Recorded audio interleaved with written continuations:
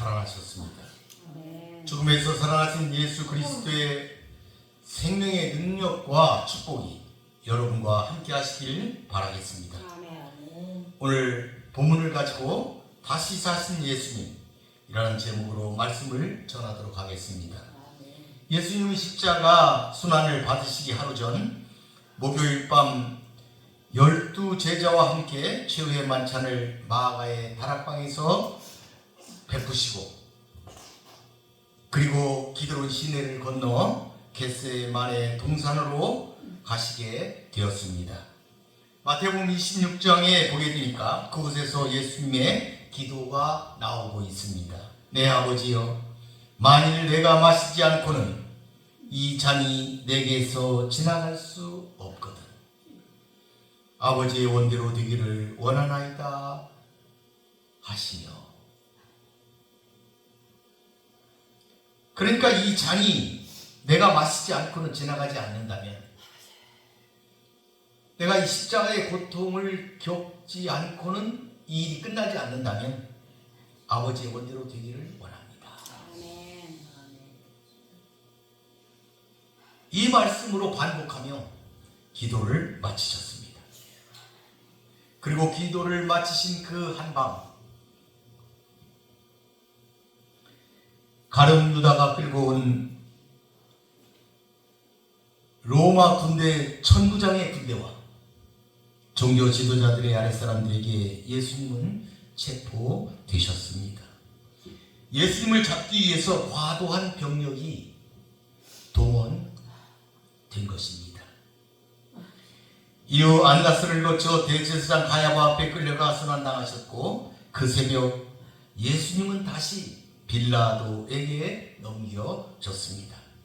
이후 사형이 확정되며 오전 9시에 십자가형이 집행이 되었고, 단 12시가 되자 온 땅에 어둠이 임하여 3시까지 계속되더니 그 3시에 운명하셨다. 이렇게 성경은 기록하고 있습니다. 이 3시는 6월절 양을 잡는 시간입니다.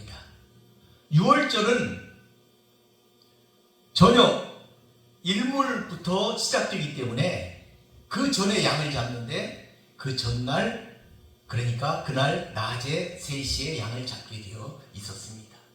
6월절 양은 잡을 때 다리를 꺾지 않는다, 이렇게 되어 있습니다. 그래서 예수님은 돌아가실 때 다리가 꺾이지 아니하셨다고 성경은 기록하고 있는 것입니다. 이 일은 하룻밤 사이에 다 일어난 일입니다. 유대인의 인력으로는 다음 날이라고 되어 있지만 하룻밤 사이에 다 일어난 일입니다. 그들은 절차법도 완전히 무시하였습니다. 당시 그 공회에는 밤에 소집될 수가 없었습니다. 설사 소집되어 구형이나 선고가 되어도 다음날 다시 재심하도록 이렇게 규정이 되어 있습니다. 그런데도 그들은 그 밤에 예수님을 체포해서 신문하고, 그 밤에 사형을 결의하고, 그리고 그 새벽에 서둘러 빌라도에게 보내어 사형을 집행하도록 독촉하였습니다. 이는 그들을 위협하는 예수를 하루라도 빨리 처형하고자 하는 강한 열망, 그런 열망 때문이었다, 이렇게 말할 수가 있겠습니다. 그러나 여러분, 그 배후에는 6월절 어린 양, 그 어린 양으로 예수를 돌아가시게 하고자 하는 하나님의 역사심이 있었다 하는 것을 여러분들은 기억하시기를 바라겠습니다. 예수님은 6월절 어린 양의 제물이 되어 우리 죄를 씻으시고 우리를 하나님께로 인도하신 것입니다. 오늘 부활절을 맞아 다시 사신 예수님의 당시 상황을 통해 큰 은혜가 있으시는 오늘 시간이 되시기를 바라겠습니다. 1절에 보니까 안식 후 전날의 일찍이 아직 어두울 때에 막달라 마리아가 무덤에 와서 돌이 무덤에서 옮겨진 것을 보고, 2절, 베드로와 그 사랑하는 다른 제자에게 달려가서 말하되 사람들이 주님을 무덤에서 가져다가 어디 두었는지 우리가 알지 못하겠다 하니. 그날은 안식이 지난 후 첫날이었습니다. 안식 후 첫날 이른 아침에 예수의 시신이 안치된 무덤을 찾았던 막달라 마리아는 무덤이 비어있고 시신이 없어진 것을 발견하게 됩니다. 유대인이 안식일이 토요일이었으므로 그 다음 날은 당연히 일요일이 되겠습니다. 그 일요일 아침에 그 여인들은 부활하신 예수님의 빈 무덤을 찾아갔던 것입니다. 초대교회에서는 이날을 기념하여 주의 날로 지키고 있습니다. 그날 모여서 예배를 드렸습니다. 이는 교회의 전통이 되었습니다. 사도 바울은 고린도전서 16장 2절에 이렇게 말했습니다. 매주 첫날에 너희 각 사람이 수입에 따라 모아두어서 내가 갈 때에 연보를 하지 않게 하라. 그러니까 매주 첫날 모이는데 그 첫날 모임이 있을 때에 연보를 해라. 그러니까 첫날 모임이 있음을 사도 바울이 지금 확인해 주고 있는 것이죠.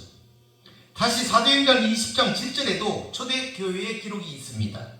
그 주간의 첫날에 우리가 떡을 떼려 하여 모였더니 바울이 이튿날 떠나고자 하여 그들에게 강론할세 말을 밤중까지 계속하네.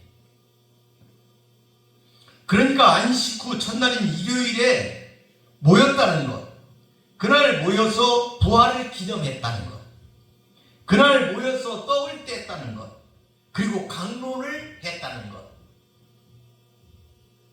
그것이 기록이 되어 있는 것입니다.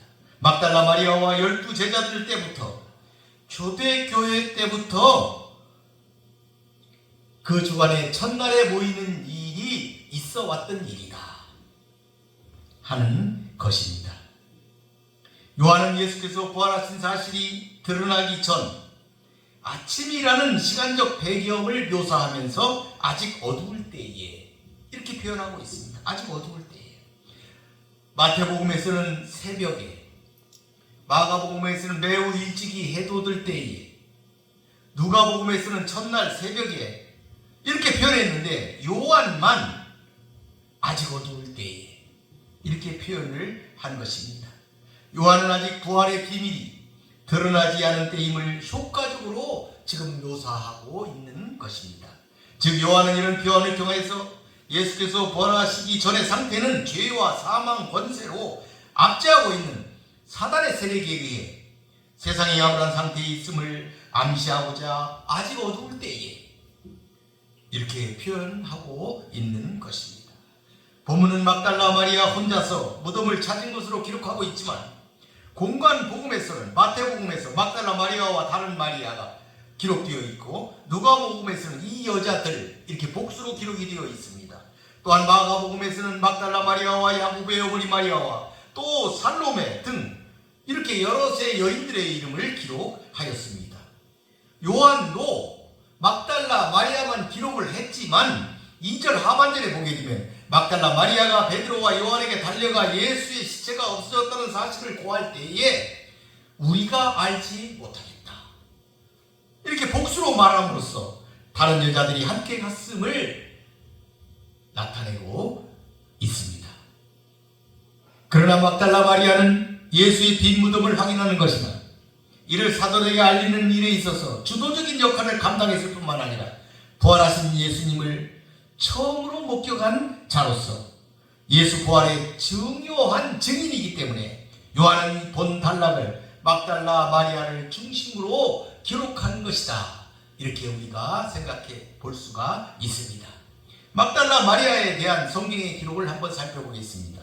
누가복음 8장에 예수께서 각 성과 마을에 두루 다니시며 하나님의 나라를 선포하시며 그 복음을 전하실세 12제자가 함께 하였다. 그런데 그 다음에 보니까 그런데 그 일행 가운데 여인들이 있었다. 2절에 보면 또한 악귀를 쫓아내심과 병고침을 받은 어떤 여자들 곧 7 귀신이 나간 자 막달라인이라 하는 마리아와 헤롯의 정직이 구사의 아내 요한나와 수산나와 다른 여러 여자가 함께하여 자기들의 소유로 그들을 섬겼다. 그러니까 막달라 마리아가 자기 소유로 예수님을 섬겼다. 병에서 일어난 뒤에 그 여인은 예수님을 섬겼다 하는 것이 다른 공간 복음에 기록이 되어 있습니다. 또한 누가복음 7장에 보게 되면은 어떤 죄를 지은 한 여인, 그 여자가 예수를 찾아가 자신의 눈물과 머리카락으로 예수의 발을 씻은 후에 향유를 담은 옥합을 깨뜨려 부어서 예수의 장례를 준비하였다 라는 글이 나옵니다. 향유를 깬 여인, 누군지는 밝히지 않은 그 여인이 나오는데 이 여자가 막달라 마리아라는 견해도 있습니다. 그러니까 막달라 마리아다 이렇게 말할 수는 없지만 그렇게 말하는 많은 성경학자들이 있습니다. 또한 막달라 마리아는 제자들이 모두 도망간 뒤에도 남아 예수의 죽음을 끝까지 지켜보았습니다. 또한 예수가 운명하신 뒤에도 함께 있던 다른 여인들보다 먼저 예수의 무덤에 들어가 시신의 부재를 먼저 확인하였습니다. 그래서 예수께서는 부활하신 후에 다른 어떤 사람보다도 이런 막달라 마리아에게 가장 먼저 나타나셨습니다. 마가복음 16장 9절에 보니까 예수께서 안식 후 전날 이른 아침에 살아나신 후 전에 7 귀신을 쫓아내 주신 막달라 마리아에게 먼저 보이시니, 또한 요한복음 20장 15절에도 예수께서 이르시되 여자여 어찌하여 울며 누구를 찾느냐 하시니 마리아는 그가 동산지기인 줄 알고 이르되 주여 당신이 옮겼거든 어디 두었는지 내게 이르소서 그리하면 내가 가져가리이다. 참으로 하나님께 대한 신앙이 특출하였던 것을 알 수가 있습니다. 막달라 마리아를 비롯한 여인들이 무덤을 찾은 것은 예수의 시신에 향품을 바르기 위해서였습니다. 당시에 유대인들은 사람이 죽은 뒤에 시신이 썩기 전에는 그 사람의 영혼이 몸을 떠나지 않는다고 여기어 3일 정도는 시신을 돌보는 관습을 가지고 있었습니다. 그래서 서둘러 예수님의 시신을 돌보기 위해서 무덤을 찾았던 것입니다. 그때 그녀들은 무덤에 돌이 옮겨진 것을 보게 됩니다.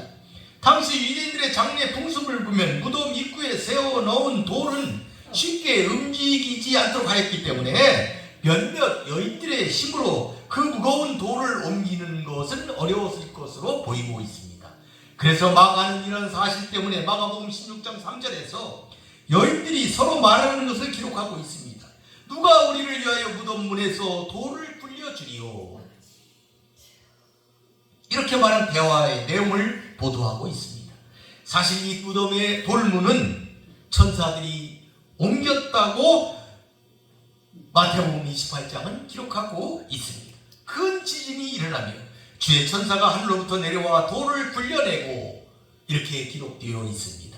그렇게 무덤의 문이 열렸습니다. 예수의 시신이 없어진 것을 확인한 그 여자들, 이를 예수의 제자들에게 알렸던 것입니다. 그런데 공간 복음을 보면 이때 여인들은 천사를 통하여 예수님의 부활 사실을 통보받았습니다. 마가복음 16장 6절입니다. 청년이 이르되 놀라지 말라, 너희가 십자가에 못 박히신 나사렛 예수를 찾는구나. 그가 살아나셨고 여기 계시지 아니하니라. 보라, 그를 두었던 곳이니라. 그럼에도 불구하고 그들은 제자들에게 가서 어떤 사람이 주를 무덤에서 가져다가 어디 두었는지 우리가 알지 못하겠다, 이렇게 말한 것이었습니다. 즉 그들은 예수를 적대시하던 사람들이나 예수의 제자들이 시체를 옮기다 숨겼다고 생각하였던 것입니다. 이는 예수의 부활을 믿는 것이 얼마나 어려운 일인가를 잘 보여줍니다. 며칠 전 지난주에 유튜브를 봤더니 잘 알려진 사회 유명인들이 나와서 대화하는 내용이 나와 있었습니다. 그때 예수님의 이야기를 하는 걸 들었습니다. 그 사람들이 뭐라고 하냐면 기독교에 대해서 얘기를 하면서, 예수님에 대해서 얘기를 하면서 예수님이 죽었다가 3일 만에 부활하셨다면서요? 사실이에요? 이렇게 상대방에게 묻는 것을 본 일이 있습니다. 예수님의 부활을 믿는 것이 얼마나 어려운 일인지를 잘 보여주는 장면이다. 물론 막달라 마리아를 비롯한 많은 사람들은 그 후에 예수 부활을 직접 확인하고 만나고 믿게 되었습니다. 요한이 이를 기록한 것은 예수 부활이라는 틀림없는 역사적 사실을 인간의 이성으로는 얼마나 믿기 어려운 일인지를 본문을 통해서 잘 나타내주고 있습니다. 그러나 여러분은 이 사실을 의심 없이 굳게 믿으시기를 바랍니다.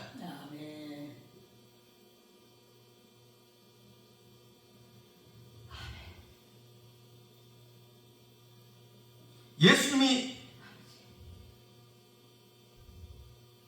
오신 그날,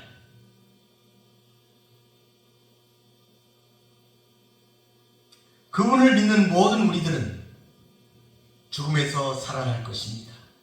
그리고 살아서 믿는 자는 영원히 죽지 아니할 것입니다. 이 사실을 굳게 믿으시기를 바라겠습니다. 3절에 보니까 베드로와 그 다른 제자가 나가서 무덤으로 갈새 둘이 같이 다름질하더니 그 다른 제자가 베드로보다 더 빨리 달려가서 무덤에 이르렀다. 막달라 마리아가 달려가서 전한 대상은 베드로와 그 사랑하시던 다른 제자 요한이었습니다. 베드로와 요한은 막달라 마리아의 말이 끝나자마자 어떤 생각이나 고려도 없이 심지어 단 한마디의 반문도 없이 예수님이 묻히신 무덤을 향해서 일단 뛰쳐나갔던 것으로 보입니다. 그들이 매우 놀랐다는 것을 알 수 있는 구절입니다. 얼마나 무섭고 놀라운 일이겠습니까? 이는 당시 예수의 부활을 부인하는 자들이 의도적으로 소문을 퍼뜨려 제자 중 하나가 예수의 시신을 훔쳐갔다고 말할 것이라고 이미 소문이 나 있었기 때문입니다. 예수님이 다시 살까봐 미리 대비하여 복선을 그들은 깔아놓은 것입니다. 이처럼 세상의 아들들은 얼마나 영악하고 지혜로운지 모릅니다. 빛의 아들들은 따라가기가 힘들 정도로 그들은 영악하고 지혜롭다 하는 것을 본문을 통해서도 우리들은 깨달아 알 수가 있습니다. 만약 제자 중 하나가 그런 일을 행하였다면 베드로나 요한이 그 사실을 모를 리가 있겠습니까? 더군다나 예수의 시신이 없어졌다는 막달라 마리아의 그 말에 놀라 무덤을 향해 뛰어갈 리가 있겠습니까? 사실 예수님이 잡혀간 뒤에 제자 중에서 예수님을 따라 대제사장의 뜰 안까지 들어간 사람은 오직 베드로와 요한 두 사람밖에 없었습니다. 다른 제자들은 자신들도 스승인 예수님처럼 유대인들에게 잡힐 것이 두려워서 모두 도망가 버린 상태였습니다. 그런 그들에게 로마의 군병이 지키고 있는 무덤에 가서 예수님의 시신을 훔칠 만한 용기나 배짱이 있을 리는 전무한 것입니다. 따라서 무거운 돌문이 옮겨져 있었고 예수님의 시신이 없어진 사실은 예수님의 부활을 간접적으로 증거하는 것입니다. 지금 제자들은 그 부활의 현장을 보고 있는 것입니다. 5절에 보니까 구부려 세마포 놓인 것을 보았으나 들어가지는 아니하였다. 요한의 말을 지금 하고 있는 겁니다. 요한이 무덤에 먼저 도착했습니다. 무덤에 도착했는데 먼저 들어가지 않고 베드로가 와서 먼저 들어가기를 기다리고 있었다 하는 내용입니다. 요한은 제자 중에 가장 젊은 제자였습니다. 가장 어린 제자. 그러니까 베드로보다 굉장히 젊었습니다. 그러니까 달릴 적에 베드로보다 빨랐다. 그가 빨리 도착할 수 있었다. 이렇게 우리가 볼 수가 있는 것이죠. 아마도 요한은 예수님이 무덤에서 호련히 사라진 그 사실로 인해서 막연한 어떤 두려움, 그 두려움 때문에 선뜻 무덤 안으로 들어가지 못하고 베드로가 오기까지 기다렸을 수도 있습니다. 아니면 요한이 베드로가 수제자이니까, 자기보다 나이도 많고 수제자이니까 그를 존중하는 의미에서 베드로를 기다리고 있었다, 이렇게 볼 수도 있겠습니다. 어쨌든 요한은 예수님의 시신이 없어졌다는 급한 마음에 베드로보다 먼저 뛰어왔지만, 그래서 무덤에 도착하기는 했지만 베드로가 와서 먼저 확인하기 전까지는 굴 안으로 들어가지 않았습니다. 바깥에서 바라볼 뿐이었습니다. 세마포 놓인 것까지는 그가 보았다. 이렇게 본문은 기록하고 있습니다. 6절에 보니까 시몬 베드로는 따라와서 무덤에 들어가 보니 세마포가 놓였고 머리에 쌌던 수건은 세마포와 함께 놓이지 않고 다른 곳에 쌌던 대로 놓여있더라. 그때야 무덤에 먼저 갔던 그 다른 제자 요한도 들어가 보고 믿었더라. 지금 무덤 속에 있는 상황을 자세하게 설명하고 있습니다. 지금 여기 기록되어 있는 이 세마포, 이 세마포는 아리마대 요셉이 준비해서 예수님의 몸을 쌌던 세마포입니다. 아주 귀한 천입니다. 비싼 물건입니다. 그리고 여기 보니까 수건이 한쪽으로 개켜져 있는 장면을 볼 수 있습니다. 유대인들은 수건으로 머리를 쌌다, 이렇게 볼 수가 있습니다.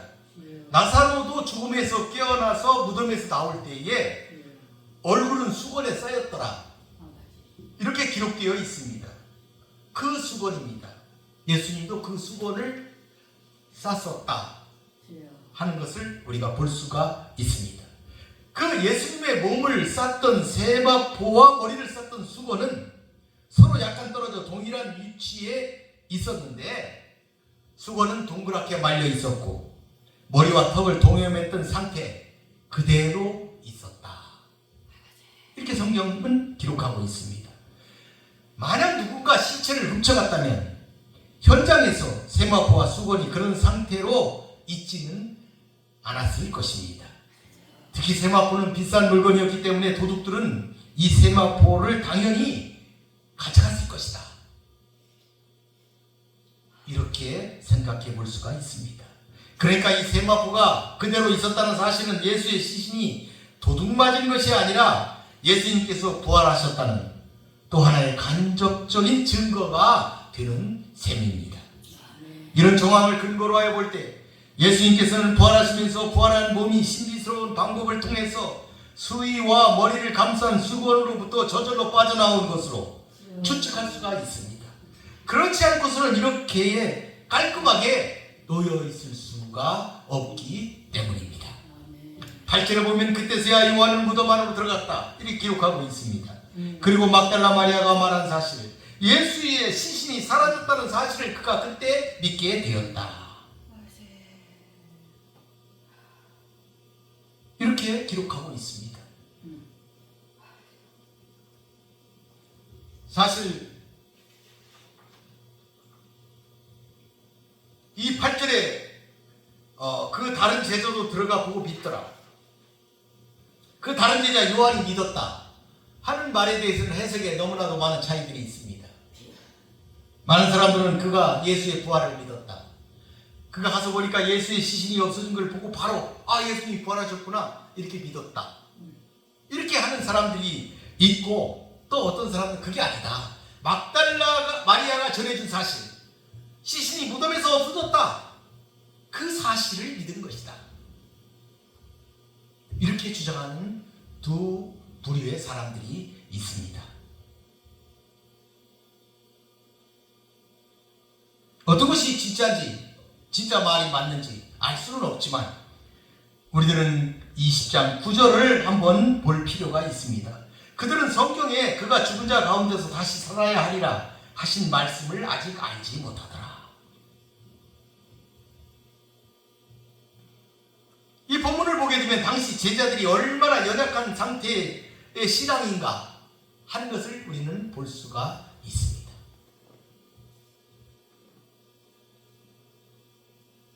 그러니까 이 구절을 보게 되면 그들이 믿은 것은 예수의 시신이 없었다는 사실을 믿은 것이다, 이렇게 볼 수가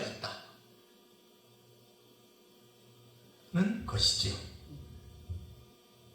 예수의 부활은 빈 무덤을 목격한 제자들조차도 믿기 어려운 너무나 큰 신비임을 강조하기 위해 요한은 이 구절을 기록하여 넣은 것이다, 이렇게 볼 수가 있겠습니다. 그리고 이러한 연약한 신앙, 예수 부활에 대한 성경의 예언을 알지 못하였기 때문임을 스스로 밝힘으로써 예수 부활은 이미 오래전부터 예언된 사실임을 거꾸로 강조하고 있는 것이다. 이렇게 볼 수가 있는 것이죠. 이 구절을 통해서 예수님이 부활할 것이라고는 이미 성경에 예언되어 있었는데 제자들은 그것을 믿지 못하였던 것이다. 그러니까 예수님의 부활은 이미 예언되었던 일로서 그 일이 일어나는 것이다 하는 것을 거꾸로 지금 증거하고 있는 것이다 하는 말씀이 되겠습니다. 실제 제자들은 빈 무덤을 목격했을 때까지 예수님의 부활을 믿지 못했지만 부활하신 예수님을 만난 이후 부활을 믿게 되었고 오순절 성령 강림 이후에는 비로소 구약에 예언된 메시아의 부활에 대한 예언의 완전한 성취가 갖는 진정한 의미를 바로 깨닫게 된 것입니다. 이제 요한과 베드로는 자기들의 집으로 돌아갔다고 기록하고 있습니다. 물론 각자 자신들의 집으로 돌아가는 것이 아니고 당시 제자들이 함께 머물고 있던 집으로 돌아간 것으로 볼 수가 있겠습니다. 여러분, 그들이 확인한 빈 무덤은 예수님의 부활의 확실한 증거물이었습니다. 그러나 빈 무덤을 확인하고서도 두 제자는 쓸쓸히 집으로 돌아갔고 막달라 마리아만 무덤 밖에 머물며 슬피 울고 있을 뿐이었습니다. 그래서 11절에 보게 되면 그런 연고로 마리아는 천사를 만나고 예수님을 뵙게 된 것입니다. 끝까지 견디는 자가 받는 축복이 아닐 수가 없습니다. 여러분도 이렇게 부활하신 주님을 만나는 그 축복을 누리시기를 바라겠습니다. 사랑하는 성도 여러분, 예수님의 부활은 기독교 신앙의 초석이 되는 사건으로 아무리 강조해도 지나치지 않을 만큼 중요한 사건입니다. 만약 예수께서 십자가 순환을 당하시고 부활하시지 않으셨다면 예수님의 죽음도 헛된 일이 되고 말았을 것이기 때문입니다. 예수님의 시체가 없어진 현장을 보고서 제자들이 보인 반응은 약속의 성취에 대한 기쁨이 아니라 불안과 두려움이었습니다. 이것은 그들이 예수께서 미리 이런 일이 있을 것에 대해 예고하신 말씀의 의미를 제대로 이해하지 못했거나 믿지 못했다는 확실한 증거가 됩니다. 참으로 안타까운 노릇이 아닐 수 없습니다. 혹시 우리도 이들과 같은 모습으로 살아가는 것은 아니는지요? 주의 약속이 확실하고 분명함에도 불안한 믿음으로 걱정하고 염려하며 불안해하는 사람들은 이들과 다를 것이 없기 때문입니다.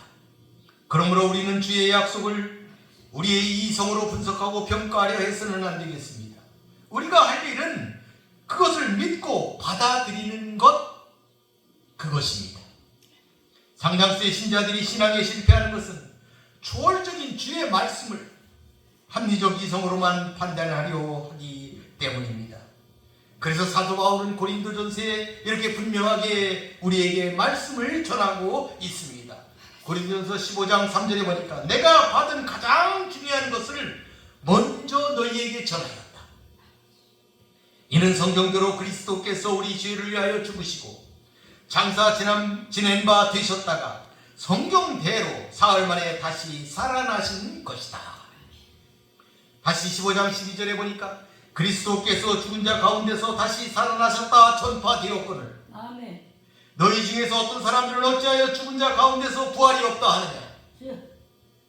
13절 만일 죽은 자의 부활이 없으면 그리스도도 다시 살아나지 못하셨으리라. 14절 그리스도께서 만일 다시 살아나지 못하셨으면 우리가 전파하는 것도 헛것이요 또한 너희 믿음도 헛것이다. 17절 너희가 여전히 죄 가운데 있을 것이다. 18절 또한 그리스도 안에서 잠자는 자도 망하였을 것이다. 사도 바울도 이렇게 확신 있게 우리에게 예수 그리스도의 죽음과 부활을 우리에게 전하고 있는 것입니다. 사랑하는 성도 여러분, 예수님의 부활을 믿고 부활의 산 소망 속에 사시기를 바라겠습니다. 부활절을 맞아 또 한 가지 기억해야 할 것은 막달라 마리아의 헌신입니다. 우리가 주님을 참으로 사랑한다면 막달라 마리아처럼 그분을 위해 헌신적인 삶을 살아야 합니다. 그 헌신에 대한 보상은 부활의 아침에 부활하신 예수님을 가장 먼저 만나는 축복을 누린 것입니다. 누가 주님을 어느 정도 사랑하는가는 그 헌신의 분량이 증명해 줍니다. 주님께 대한 사랑을 증명하는 데는 다른 사람의 마음에 그 어떤 것은 아무것도 필요치 않습니다. 오직 주님께 얼마나 헌신하는가가 유일한 잣대가 되기 때문입니다. 이러한 헌신의 사람 되시기를 바라겠습니다. 그리스도의 십자가에서의 죽음은 더 이상 제사장을 필요로 하지 않는 예수님 자신이 영원한 대제사장이 되시는 제사였습니다. 즉 동물 제물을 더 이상 필요로 하지 않게 만든 자신이 완전한 제물이 되신 속죄 제사였습니다. 우리는 이 은혜로 속죄함을 받았고 구속함을 받은 것입니다. 그래서 우리는 은혜의 보좌에 담대하게 나아갈 수 있게 된 것입니다. 그리고 부활은 하나님의 역사하심이었습니다. 이렇게 우리를 구원하시어 하나님의 뜻을 다 이루신 예수님은 더 이상 무덤에 머물 수가 없었습니다. 그래서 예수님은 죽음의 권세를 깨뜨리시고 다시 살아나신 것입니다. 이제 인류 역사가 바뀌었습니다.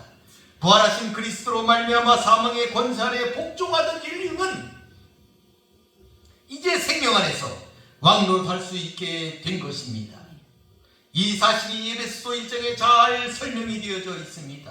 1장 20절 그의 능력이 그리스도 안에서 역사하사 죽은 자들 가운데서 다시 살리시고 하늘에서 자기의 오른편에 앉히사 모든 통치와 권세와 능력과 주권과 이 세상뿐 아니라 오는 세상에 일컫는 모든 이름 위에 뛰어나게 하시고 또 만물을 그 발 아래에 복종하게 하시고 그를 만물 위에 머리의 머리로 교회의 머리로 삼으셨느니라.